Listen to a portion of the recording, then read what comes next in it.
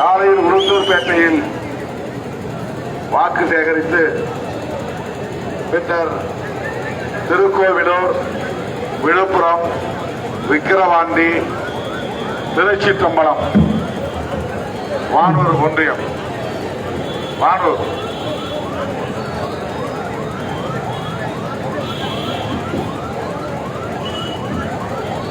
ஆகிய இடங்களில் எல்லாம் மக்களை சந்தித்து வாக்கு சேகரித்துவிட்டு இங்கே வந்து சேருவதற்கு இவ்வளவு நேரம் எடுத்துக்கொண்டது. மாண்புமிகு அமைச்சர், நம்முடைய பாசத்திற்குரிய அண்ணன் செஞ்சி மஸ்தான் அவர்கள் ஏறத்தாழ 1 மணி நேரம் உங்களிடையே வாக்கு கேட்டிருக்கிறார். ஒரு விடுதலை சிறுத்தையை போல முழக்கங்களை எழுப்பியிருக்கிறார். அவருக்கு நான் என்னுடைய நெஞ்சார்ந்த நன்றியை தெரிவித்துக் கொள்கிறேன். காங்கிரஸ் பேரியக்கத்தை சார்ந்த தோழர்கள் விநாயகம், தட்சிணாமூர்த்தி, உதயானந்தன், வழக்கறிஞர் அஜீஷ், வழக்கறிஞர் பொன்ராஜா, தங்கமணி, தமிழரசன், ஜெய் கணேஷ் ஆகிய தோழர்களுக்கும் எனது வணக்கத்தை தெரிவித்துக் கொள்கிறேன். தோழர்களே, அண்ணன் மாண்புமிகு அமைச்சர் அவர்கள் போன முறை திண்டிவனம் தொகுதியில 22,000 வாக்குகள் அதிகமாக பெற்றோம். அது இப்போது 3 மடங்கு பெருக வேண்டும் என்று சொல்லியிருக்கிறார்.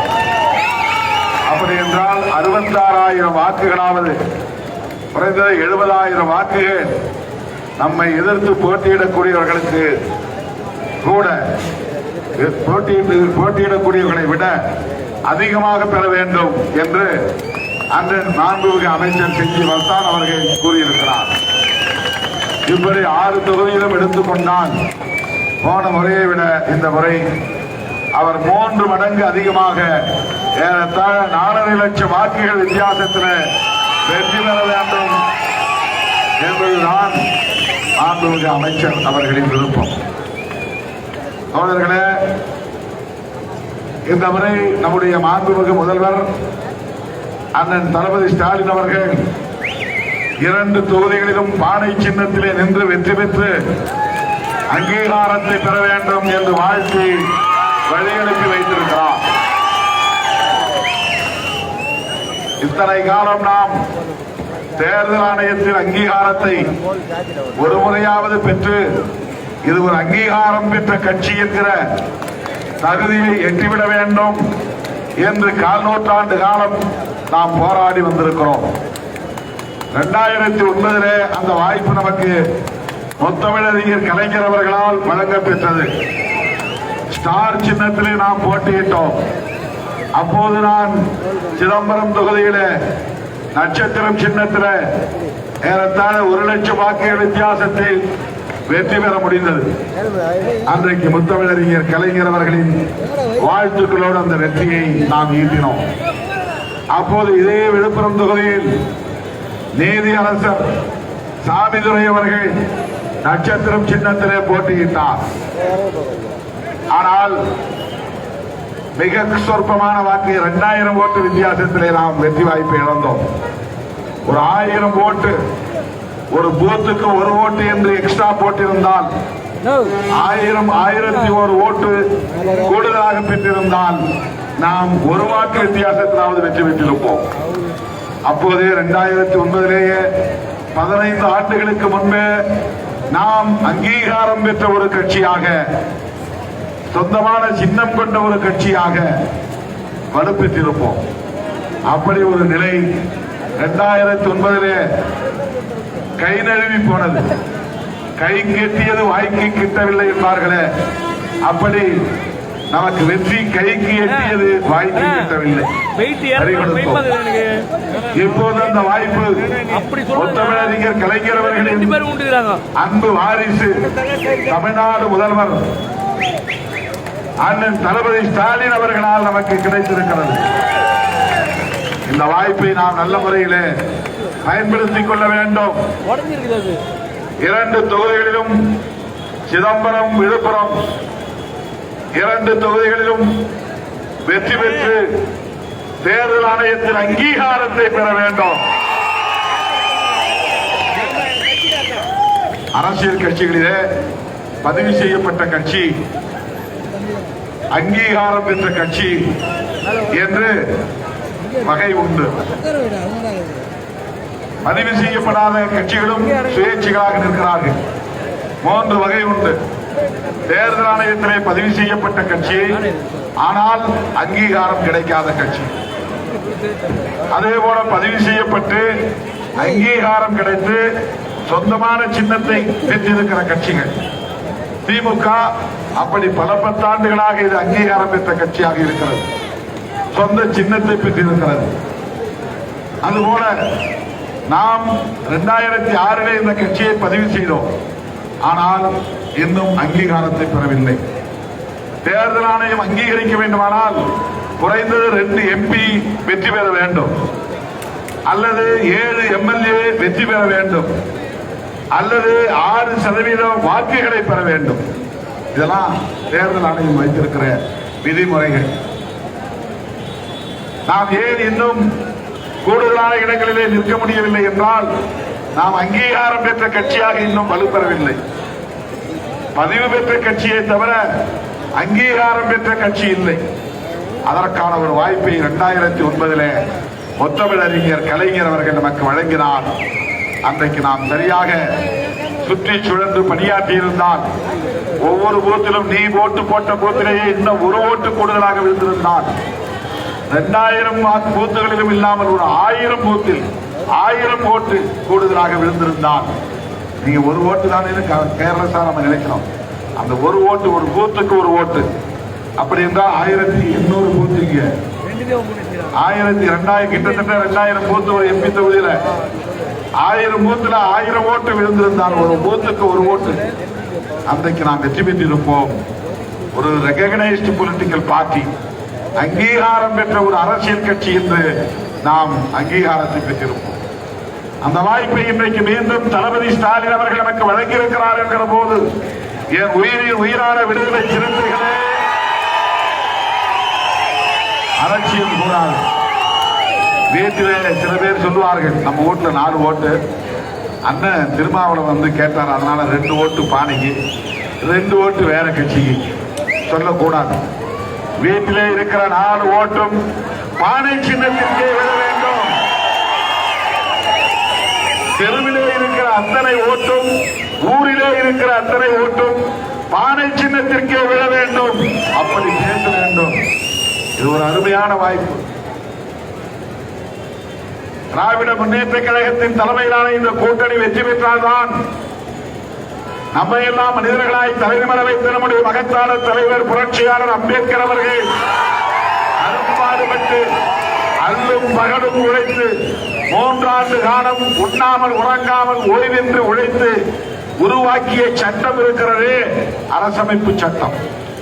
அந்த சட்டத்தை பாதுகாக்க முடியும்.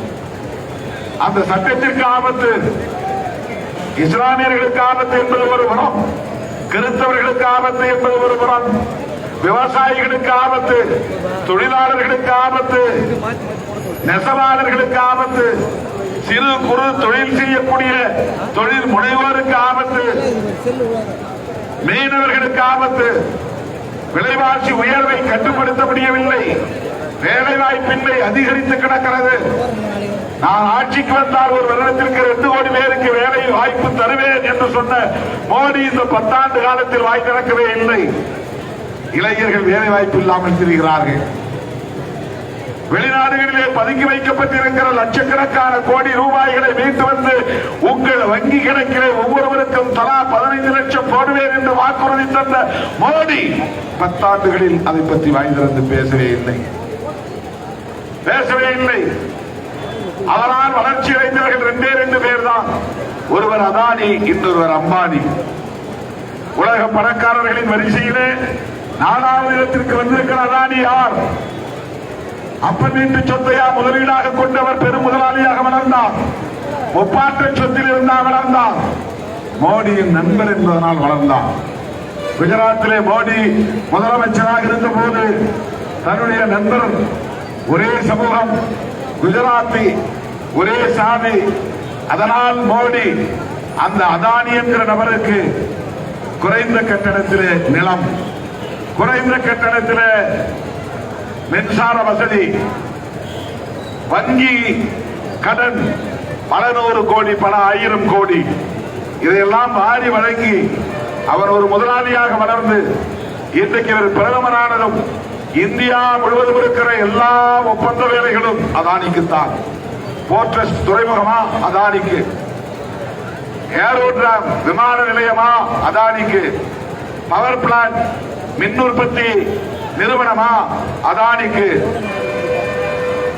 அவர் செய்யாத தொழிலே இல்லை.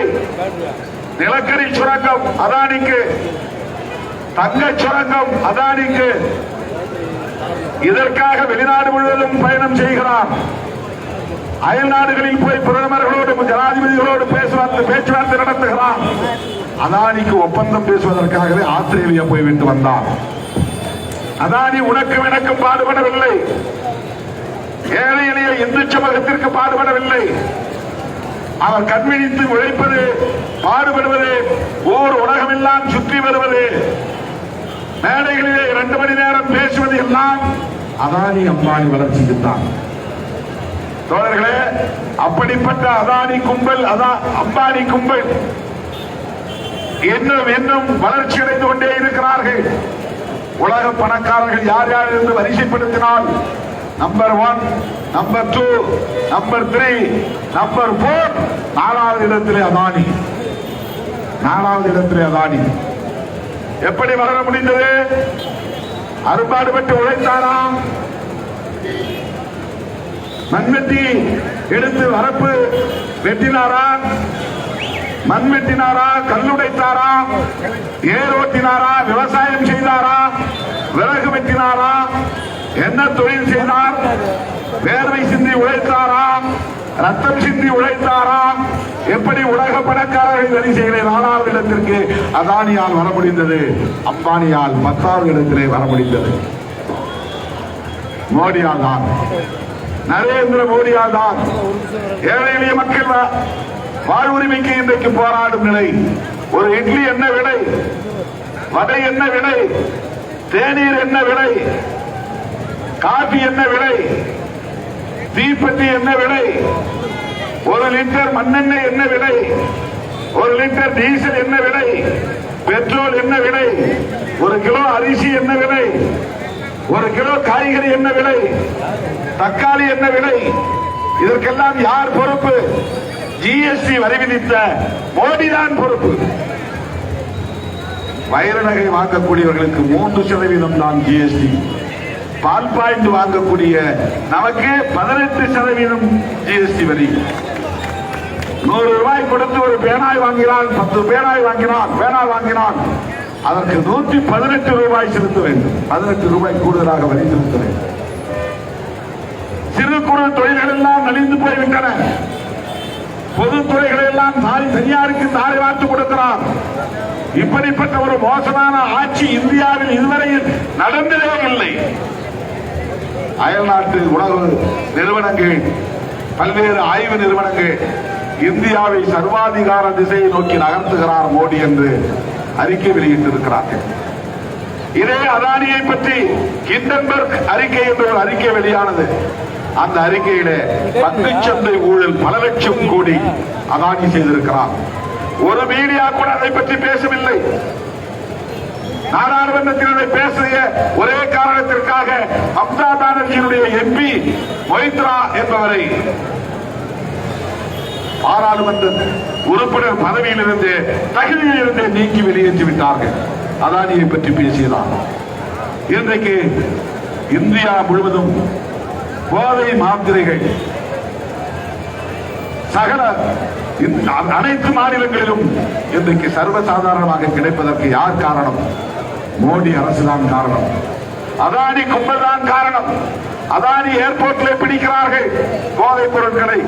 அதானி கடல் துறைமுகத்திலே பிடிக்கிறார்கள் போதைத் துறைமுகத்திலே. அதானியின் துறைமுகங்களின் வழியாகத்தான் அயல் நாடுகளில் இருந்து போதை மாத்திரைகள் வருகின்றன, போதை பொருட்கள் விற்பனையாகின்றன. கிராமம் கிராமமாக கொண்டு போய் சேர்க்கிறார்கள். இது வெறும் வணிகத்திற்காக அல்ல, நீ இந்த ஆட்சியாளர்களை எதிர்த்து போராடாமல் இருக்க வேண்டும் என்பதற்காக, உன்னை போதையிலே வீழ்த்துவதற்காக சதித்திட்டம் தீட்டி செய்து கொண்டிருக்கிறார்கள். இப்படிப்பட்ட ஒரு கேடுகட்ட ஆட்சி இதுவரையில் இந்தியாவில் ஏற்பட்டதே இல்லை. உலக அரங்கில் ரூபாயின் மதிப்பு அதரபாதாளத்திற்கு போய்விட்டது. ஆகவேதான் இந்த ஆட்சியை அப்புறப்படுத்த வேண்டும் என்று திராவிட முன்னேற்ற கழகத்தின் தலைவர், தமிழ்நாடு முதல்வர் அண்ணன் தளபதி ஸ்டாலின் அவர்கள் பெருமுயற்சி எடுத்து இந்தியா கூட்டணியை உருவாக்கியிருக்கிறார். ஏற்கனவே திமுக தலைமையில் மதசார்பற்ற முற்போக்கு கூட்டணி இருக்கிறது, அதில் நாமெல்லாம் இருக்கிறோம். அந்த கூட்டணியில் உள்ள இந்த கட்சிகள், விடுதலை சிறுத்தைகள் உள்ளிட்ட கட்சிகள் எல்லாம் இன்றைக்கு இந்தியா கூட்டணியிலும் இடம்பெற்றிருக்கிறோம். இந்தியா என்கிற பெயரிலேயே ஒரு கூட்டணி அமைந்திருக்கிறது. அந்த கூட்டணி உருவாவதற்கு முதல் புள்ளியை வைத்தவர் தமிழ்நாடு முதல்வர் அண்ணன் தளபதி ஸ்டாலின் அவர்கள் தான். அவருடைய பிறந்த நாள் விழாவில், என்னுடைய பிறந்த நாள் விழாவில் நாம் நடத்துகிற பல நிகழ்ச்சிகளில் நம்முடைய முதல்வர் அண்ணன் தளபதி ஸ்டாலின் அவர்களுக்கு நான் வெளிப்படையாக வேண்டுகோள் விடுத்தேன். அண்ணன் அவர்களே, உங்கள் பணி தமிழ்நாட்டு எல்லையோடு நின்றுவிடக் கூடாது. இந்தியா முழுவதும் பயணம் செய்யுங்கள். தோழமை கட்சி தலைவர்களை எல்லாம் சந்தியுங்கள். இந்த பிஜேபி பாசிச ஆட்சியை தூக்கி எறிய வேண்டும். அது உங்களால் முடியும், நீங்கள் செய்ய வேண்டும் என்று வெளிப்படையாக வேண்டுகோள் விடுத்த இயக்கம் விடுதலை சிறுத்தைகள் கட்சி. இந்தியா கூட்டணி உருவாவதற்கு சிறுத்தைகளின் பங்களிப்பும் கணிசமான அளவிலே உள்ளது. இன்றைக்கு இந்தியா கூட்டணியிலே 28 கட்சிகள். அந்த 28 கட்சியிலே ஒரு கட்சி விடுதலை சிறுத்தைகள் கட்சி. ராகுல் காந்தி கன்னியாகுமரியில் இருந்து காஷ்மீர் வரையில் நடந்தே போனார். இரண்டாவது கட்டமாக பாரத் ஜோடோ நியாய யாத்ரா என்கிற பெயரில் மணிப்பூர், கிழக்கு வடகிழக்கு மாகாணம், வடகிழக்கு மாநிலங்களில் ஒன்று, அங்கே பயணத்தை தொடங்கி மகாராஷ்டிரா, புரட்சியாளர் அம்பேத்கர் பிறந்த மண் மகாராஷ்டிரா மண்ணிலே வந்து முடித்தார். அந்த மகாராஷ்டிராவிலே, மும்பையிலே, குறிப்பாக தமிழர்கள் அதிகம் வசிக்கக்கூடிய தாராவியிலே நிறைவு விழா நடந்தது. அந்த நிறைவு விழாவிலே மல்லிகார்ஜுன் கார்கே, ராகுல் காந்தி, தளபதி ஸ்டாலின் ஆகிய இந்திய நாட்டு தலைவர்கள் எல்லோரும் அமர்ந்திருந்த முன்வரிசையிலே, முதல் வரிசையிலே விடுதலை சிறுத்தைகளின் பிரதிநிதியாக, லட்சக்கணக்கான பிரதிநிதிகளின் சிறுத்தைகளின் பிரதிநிதியாக திருமாவளவனும் அமரக்கூடிய வாய்ப்பு. அங்கே 5 நிமிடங்கள் நான் உரையாற்றினேன். உலகமே பார்த்தது. அப்படி ஒரு அங்கீகாரத்தை இந்தியா கூட்டணியில் நமக்கு அளித்தவர் யார்? தளபதி ஸ்டாலின் அவர்கள். இன்றைக்கு இந்தியாவிலே விரல்விட்டு எண்ணக்கூடிய கட்சிகளில் ஒன்று விடுதலை சிறுத்தைகள் கட்சி என்கிற ஒரு தகுதியை நாம் எட்டியிருக்கிறோம். ஏன் நாம் இணைந்திருக்கிறோம்? வெளியிலே இருப்பவன் வாய்க்குள்ளே பேசுவான். 2 கொடுத்துட்டாங்க, 3 கொடுக்கல, 4 கொடுக்கல, அப்படி சொல்றவன் எவனோ நாம் வளர வேண்டும் என்று விரும்புகிறவன் அல்ல. திமுக கூட்டணி உடைய வேண்டும் என்று விரும்புகிறவன். நமக்கு 3 வேண்டும் என்று கேட்டது உண்மை. 4 வேண்டும் என்று எழுதி கொடுத்தோம். 3வது வேண்டும், 3 தொகுதிகளாக வேண்டும் என்று கேட்டோம்.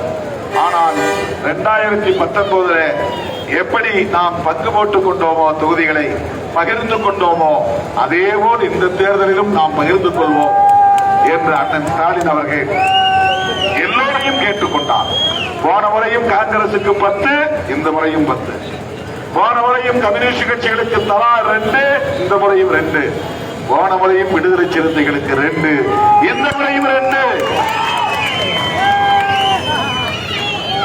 என்றாலும் இன்றைக்கு நாம் ஏன் இந்த கூட்டணியில் நீடிக்கிறோம் என்றால், திராவிட முன்னேற்ற கழக தலைவர் அண்ணன் தளபதி ஸ்டாலின் அவர்களும் பிஜேபி ஆட்சியை தூக்கி எறிய வேண்டும் என்று விரும்புகிறார். விடுதலை சிறுத்தைகளும் பிஜேபி ஆட்சியை தூக்கி எறிய வேண்டும் என்று விரும்புகிறோம். ஏன்? மிக முக்கியமான காரணம், நான் முன்பு அடுக்கியதை போல வேலைவாய்ப்பின்மை என்பது ஒருபுறம் இருக்கலாம். சிறுபான்மை மக்களுக்கு, இஸ்லாமிய மக்களுக்கு, கிறிஸ்தவ மக்களுக்கு எதிரான விருப்பு அரசியல் ஒரு காரணம், விலைவாசி உயர்வு ஒரு காரணம், சாதி வெறி மதவெறியை தூண்டுகிற அரசியல் ஒரு காரணம். இதையெல்லாம் விட முக்கியமான ஒரு காரணம் இருக்கிறது. மிக முக்கியமான காரணம், ராகுல் காந்தி அவர்களும் சரி, நம்முடைய தமிழ்நாடு முதல்வர் அண்ணன் தளபதி அவர்களும் சரி, விடுதலை சிறுத்தைகளும் சரி, அதை இன்றைக்கு அழுத்தமாக சொல்லி வருகிறோம். அந்த காரணம் வேறொன்றும் இல்லை தோழர்களே, புரட்சியாளர் அம்பேத்கர் அவர்கள் வகுத்தளித்த அரசமைப்பு சட்டத்தை பாதுகாக்க வேண்டும் என்பதுதான். இதை நீங்க அண்டர்லைன் செய்ய வேண்டும், அடிக்கோடிட்டுக் கொள்ள வேண்டும், நெஞ்சிலே ஆழமாக பதிவு செய்து கொள்ள வேண்டும். மோடி ஆட்சி தொடர்ந்தால் இந்திய தேசத்திற்கு ஆபத்துதான். ஆனால் எல்லாவற்றையும் விட மோடி ஆட்சி தொடர்ந்தால் புரட்சியாளர் அம்பேத்கர் வகுத்தளித்த அரசமைப்பு சட்டத்திற்கு ஆபத்து. அதை தூக்கி எறிந்து விடுவார்கள், அதை நீர்த்து போக செய்து விடுவார்கள். இது நான் 10 ஆண்டுகளாக தொடர்ந்து அடிவயிறு வலிக்க வலிக்க கத்தி கத்தி பேசிக்கொண்டே இருக்கிறேன். தமிழ்நாட்டில் மட்டுமல்ல, ஆந்திராவில் போய் பேசுகிறேன், கேரளாவில் போய் பேசுகிறேன், கர்நாடகாவில் பேசுகிறேன், தெலுங்கானாவில் போய் பேசுகிறேன். தெலுங்கானா முதலமைச்சர் கே.சி. ராவ் அவர்கள் டிஆர்எஸ் என்கிற கட்சியை பிஆர்எஸ் என்று மாற்றிய போது எனக்கு அழைப்பு விடுத்தார். நான் போயிருந்தேன். அந்த கூட்டத்தில், அவர்களின் செயற்குழு கூட்டத்திலே, தலைமை செயற்குழு கூட்டத்திலே நான் வேண்டுகோள் விடுத்தேன். பிஆர்எஸ் தலைவர் கே.சி. ராவ் அவர்களே, நீங்கள் வருகிற நாடாளுமன்ற பொதுத் தேர்தலில், இது 1.5 ஆண்டுகளுக்கு முன்பு, வருகிற நாடாளுமன்ற பொதுத் தேர்தலில் காங்கிரஸோடு இணைந்து தேர்தலை சந்திக்க வேண்டும். காங்கிரஸ் கூட அதை கேட்கவில்லை, திருமாவளவன் கேட்டான். ஏன்? பிஜேபி ஆட்சியை தூக்கி எறிய வேண்டும் என்பதற்காகத்தான். ஆகவே திமுக கூட்டணி இந்தியாவுக்கே வழிகாட்டுகிறது. திமுக தலைவர் இந்தியாவுக்கே வழிகாட்டுகிறார். அதிலே ஒரு அங்கம்தான் விடுதலை சிறுத்தைகள் கட்சி. நம்முடைய நோக்கம் ஜூன் 4ஆம் தேதி வாக்குகளை எண்ணுகிற போது பாரதிய ஜனதா தோல்வி, பாரதிய ஜனதா தோல்வி, பாரதிய ஜனதா தோல்வி என்று இந்தியா முழுவதும் செய்திகள் வரும். தமிழ்நாட்டிலே 40 இடங்களிலும் அதிமுக தோல்வி, பாரதிய ஜனதா தோல்வி, திமுக கூட்டணி கட்சிகள் வெற்றி. ரவிக்குமார் 2 லட்சம் வாக்குகள் முன்னிலையில் இருக்கிறார், 3 லட்சம் வாக்குகளில் முன்னிலையில் இருக்கிறார். சிதம்பரத்தில் பானை சின்னம் முன்னணியில் இருக்கிறது. ஜூன் 4ஆம் தேதி தமிழ்நாட்டின் 40 தொகுதிகளிலும் இந்த ரிசல்ட், இந்த முடிவு வர வேண்டும். அப்போதுதான் பாரதிய ஜனதா ஆட்சியை, 10 ஆண்டு கால மிக மோசமான பாசிச ஆட்சியை, மக்கள் விரோத ஆட்சியை, ஜனநாயக விரோத ஆட்சியை தூக்கி எறிய முடியும். உள்ளூரில் இருக்கிற எடப்பாடியை எதிர்த்து நாம் இந்த தேர்தலை சந்திக்கவில்லை. உள்ளூரில் இருக்கிற அண்ணாமலை நமக்கு ஒரு பொருட்டே கிடையாது. இந்த தொகுதியிலே போட்டியிடுகிற இரட்டை இலை சின்னமோ மாம்பழ சின்னமோ நமக்கு ஒரு பொருட்டே இல்லை. மோடிதான் மக்கள் விரோதி, மோடிதான் இந்த தேசத்தின் விரோதி, மோடிதான் வீழ்த்தப்பட வேண்டியவர், பிஜேபி தான் மக்கள் எதிரி. தூக்கி எறிவோமா? வீட்டி காட்டுவோமா? வெற்றி காட்டுவோமா? அரசமைப்பு சட்டத்தை பாதுகாப்போமா? அண்ணன் தளபதி அவர்களின் ஆசையை நிறைவேற்றுவோமா? நமது சின்னம், நமது சின்னம் சமூக நீதியின் சின்னம், சமத்துவத்தின் சின்னம், ஜனநாயகத்தின் சின்னம், புரட்சியாளர் அம்பேத்கரின் சின்னம், தந்தை பெரியாரின் சின்னம், முத்தமிழறிஞர் கலைஞரின் சின்னம், அண்ணன் தளபதி ஸ்டாலின் அவர்களின் சின்னம், அண்ணன் செஞ்சி மஸ்தான் அவர்களின் சின்னம், தோழர் ரவிக்குமார் அவர்களின் சின்னம்,